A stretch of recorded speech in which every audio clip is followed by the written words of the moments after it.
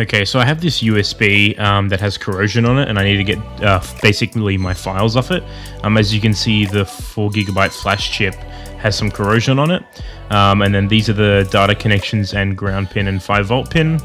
But what I did was I got the USB, I opened the top, got some isopropyl alcohol and a cotton bud, went over the terminals, and then I actually went over the chip because of the corrosion.